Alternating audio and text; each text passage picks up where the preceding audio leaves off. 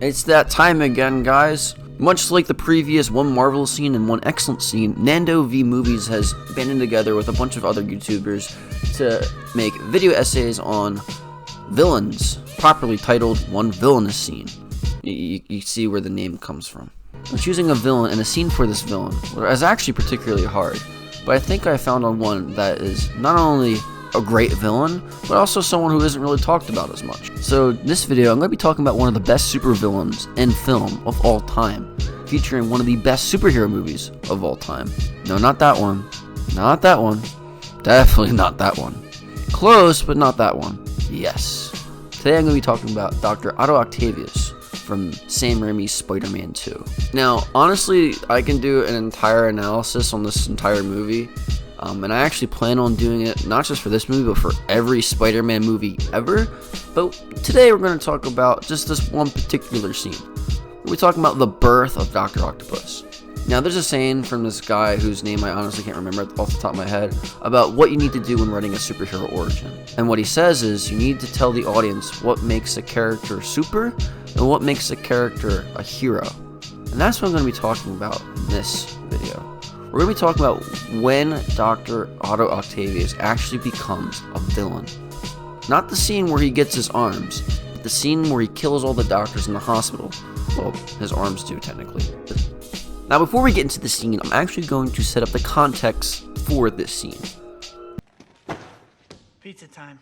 Peter Parker is Spider-Man, a superhero in New York City who is being punished for this life of being a crime fighter. He's losing most of his strong relationships with his friends and family.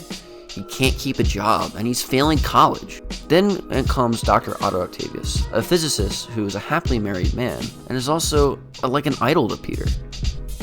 Dr. Otto Octavius is everything Peter wants in life. As we know from the first movie, Peter doesn't really want much. He doesn't want to be rich or famous or have this extravagant life. He kind of just wants to be happy. But we know he can't pursue happiness because of his new responsibility, being Spider-Man. Otto Octavius initially represents what Peter could be without being bitten by the spider. Fast forward a bit. Dr. Otto Octavius develops these arms in order to help aid him in his research in fusion technology. However, after a freak accident, the arms end up fusing to his spine, and the AI inhibitor, which allows him to control these arms, is broken, thus giving these arms a mind of their own. In the process of the failed experiment that allows all this to happen, Doc Ock ends up losing everything. He's disgraced as a doctor and also loses his loved one. He's brought down to basically ground zero, much like how Peter is. So, now that we've seen him become super in the development of these enhanced robotic arms, now we get to see him become the villain. After being sent to the hospital, the doctors are given the task of removing the robotic arms, which are now fused to his spine. Again, now that the AI inhibitor on his Doc Ock's back is broken, these arms are now alive with minds of their own, only motivated by the sole purpose of making this fusion lab again. And in an act of self-defense, we see them attack the doctors.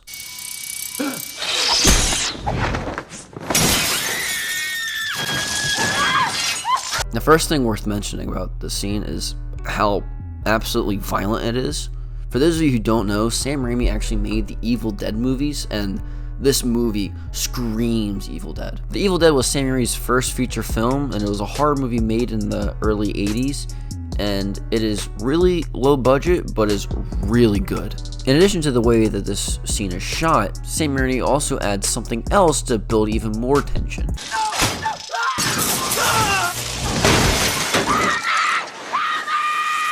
You hear that?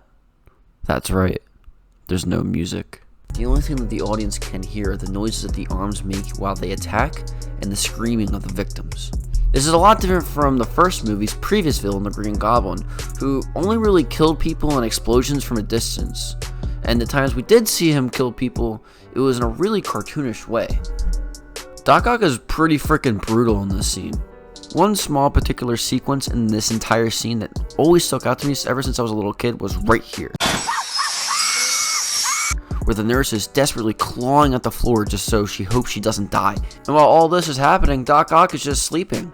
And finally, after all this carnage, Dr. Otto Octavius finally awakens to see the horror that he's done. At first, he, along with his arms seemingly, are horrified at what they have just done. But then, Moments later, Otto Octavius embraces this, becoming the villain we know and love, Dr. Octopus. And to top it all off, this scene contrasts beautifully with the broader themes of Spider-Man. With great power comes great responsibility.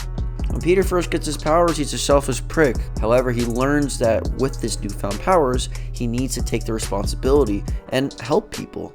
Dr. Octopus never learns that lesson and just remains a selfish asshole. This also reveals one of Peter's greatest fears. What will happen if Peter lost everything? This is why Peter is scared to let people in. He would rather burn all bridges and connections he has than risk losing it all and becoming a monster, or simply lose his loved ones to the barbaric nature of this job. But yeah, this is one of the best scenes of the movie, which so happens to be one of the best superhero movies of all time. I'm honestly surprised that this movie actually hasn't been talked about yet. The parallels and contrasts with the main hero, the motivations, and the introduction of this character make Dr. Octopus one of the best supervillains in a superhero movie, period, and definitely the best showing of a Spider-Man villain. This is by far the best scene showcasing a Spider-Man villain in a superhero movie ever, one of the best Spider-Man movie scenes, period, and a perfect scene to be analyzed in this video.